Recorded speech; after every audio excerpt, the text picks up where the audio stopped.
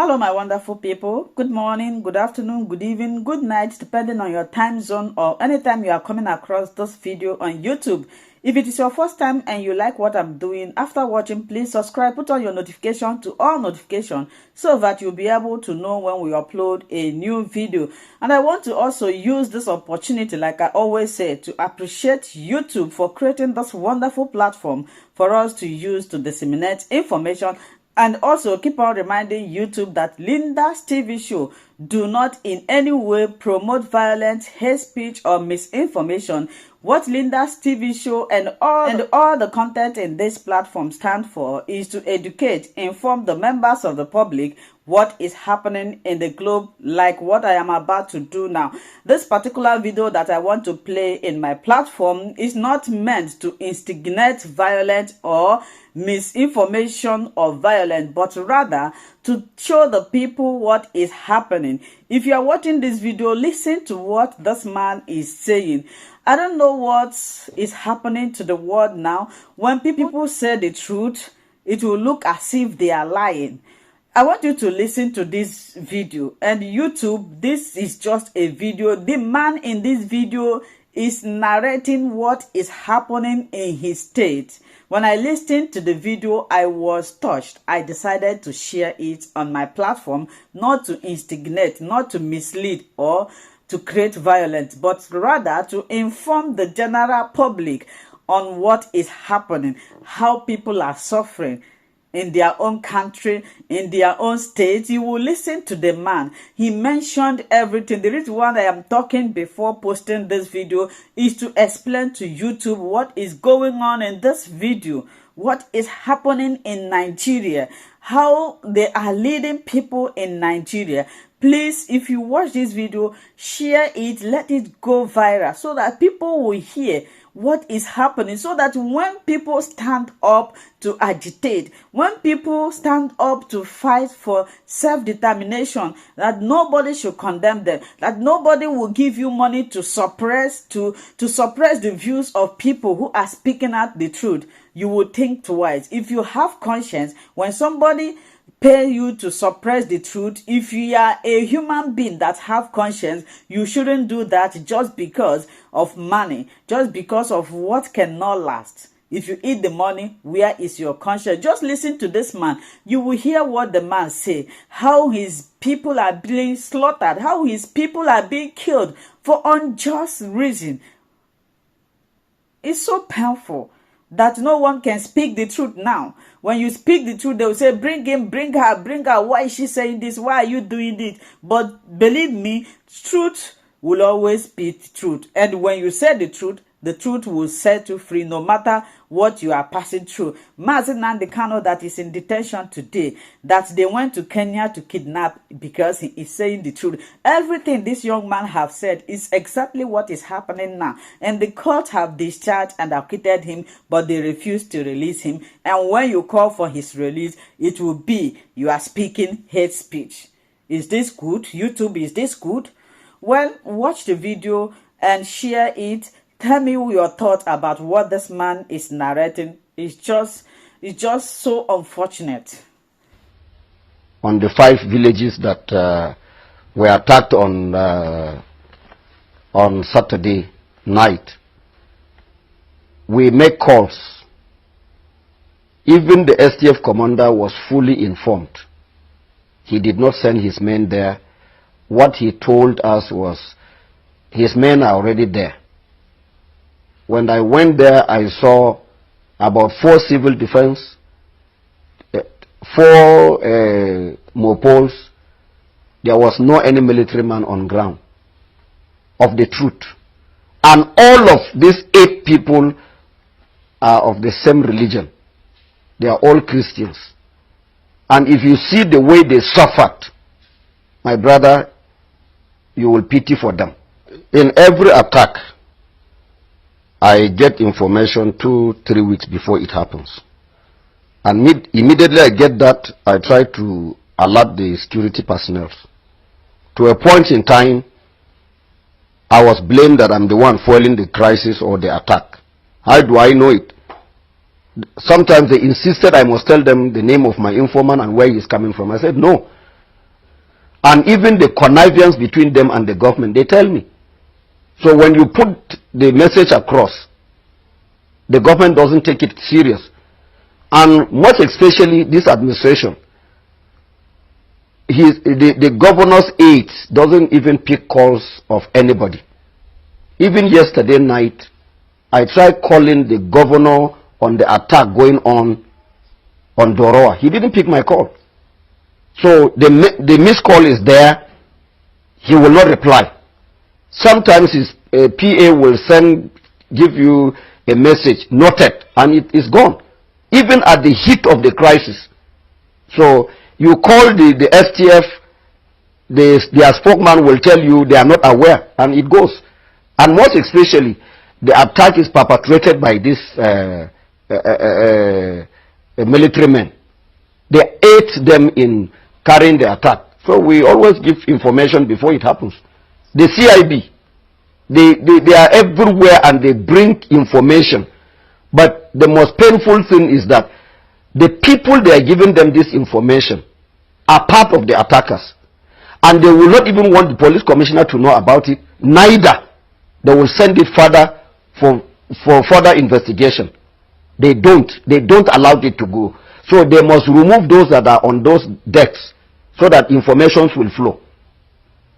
So when we were on our way to go and recover these corpses, the corpses and the injured, the same STF commander, with the advice of Brigadier General M.A. Bello, told him that we should not pass through. And he was the one that called the defense headquarters, and the CDS told the STF commander, Major General Anthony, that he should not allow anybody to go and carry any corpse. He did. He delayed us for 2.5 hours. The police that was given to us to assist us with about 13 operational vehicles, that's Hilux, he couldn't allow us to pass. It's security versus security. So they had to turn back and go back to their base in Barikin Ladi. So from there I insisted I must go, because I can't allow my people to just die like that without any burial. So I forced myself in with some few people with me, and we entered. Immediately we were approaching the villages. We started seeing the Fulanis grazing on the farm that is already been wheat and then planted. They were grazing on the farmland. We have the videotapes and everything. Then about 5 or 3 meters away, we started seeing some decomposed corpses in the bush along the roads. That was when we started piling these dead bodies. And finally, in Ngar village, we recovered about 78 dead bodies, apart from the missing one. And then in Ganarop, we recovered 33 dead bodies. In Ruku, we recovered 38 dead bodies. Gindi Akwati, we recovered 40 dead bodies. In Barikin Ladi, we recovered 2 dead bodies. In Kaikai, we recovered 9 dead bodies.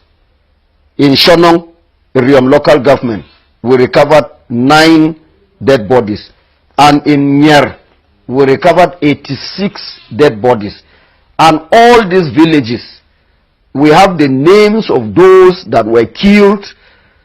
Even children of 2 months, 4 months, and 1 year were macheted. What kind of a human being is that? So, some of them were supposed to survive, because they didn't give them any helping hand to take them to any hospital or any clinic around. They died. That is from the information I got from the Hausa Fulani community there. So for that, the military, the STF completely, they did not give any helping hand to anybody. I'm saying this, I can defend this in any court of law. Well, the state governor, his lapses. So he doesn't care about what is happening to us. He is always in Abuja. He is always with the president. So we don't have a governor on the plateau. I'm saying this without any mixing of words. My name is Jerry Datin. He can say anything. We don't have a sitting governor on the plateau. He has no role to play. He is loyal. His loyalty is to Buhari. So we don't have a governor. I'm saying this without any contradiction. Presently, we have lost nothing less than or more than 87 villages to the Fulanis completely. No indigene, no landowner is living in those places. Mind you, in part of Riom local government, the Fulanis told the landowners when they went to farm that, what brought you here? Who gave you this land? They said, it's my own. They said, my friend, will you pack and go or else we kill you here? And the old man and his wife refused to go. They killed him. The same thing in Bokos. 9 villages raided. Up till now, no indigene has gone back to that place in Darfur. And they are planning to take over Butura. Very soon they will take over. Yesterday night they have taken over Doroa. They extended to Maraban Kantoma and then Jakatai. So if really the federal government wants peace, for us to live in peace, they should ask these Fulanis to vacate those villages that has been taken over by them with immediate effect. If they really want us to live in peace, they should ask the Fulani to vacate all these places that they have occupied, that it has become their territory. We have one traditional ruler who is taking care of us, who is our voice, is Akuuka of Ukari. But the rest, we don't have traditional rulers. I will say this without any mixing of words. Reason is because they have been politicized. They go along with the government of the day. And they are all under Buhari. He gives them instruction. He paid them their salaries, and that is all. We are no longer important to any traditional ruler on the planet Earth. Those that did the killing, as I told you, the burial that took place in Gar, which I did, I officiated the burial. It was the same Fulanis and the Hausa community within there that helped me in digging the grave. And they know the perpetrators. They know them. They saw their guns. And nobody was arrested. But for some of our boys who were carrying cutlasses, they were arrested. So you cannot arrest a militia that is trained by federal government. You can't arrest them because they are the ones that send them. Like Maiduguri, Borno and Yobe, Adamawa, they have civilian JTF. Can you arrest civilian JTF? You can't. So they are part and parcel of the military. So you cannot touch your colleagues. But the soldiers can arrest, they can harass police, but they cannot harass the Fulanis. Everybody knows that the military are part of the problem. If they remove security, if they remove the STF or JTF, wherever they are today in this country, we will live in peace. Some of the security agencies, they were the ones that reliably informed us because they loaded these things in their presence. And these uniforms are already in Plateau and they are with the Fulanis. I will tell you that Brigadier General Bello was the one that went to distribute this uniform. He used his military hillocks to disburse these uniforms in those villages that were attacked on Saturday and Sunday, and that of yesterday night, Monday night. So General Bello is fully aware. If he can be arrested and then questioned, he will tell them where he kept the uniform and how he distributed them. Whenever they come, any commander that come here, he is coming to make his billions and go away. The Fulanis are giving them cows. I remember what do you call it? My contact with TC Ude, General TC Ude. He detained me for 5 weeks. He collected cows from the Fulanis. The day he moved the cows from Plateau to his village, that was the day I made my call, and he was retired. Voluntarily, by force. The same thing all of them are doing. They will tell you they are Christians. General Anthony is speaking with the Sultan. He takes directive from Sultan direct.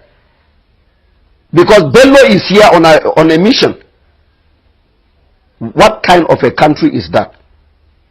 People, the whole world have spoken about the combination of the army chiefs.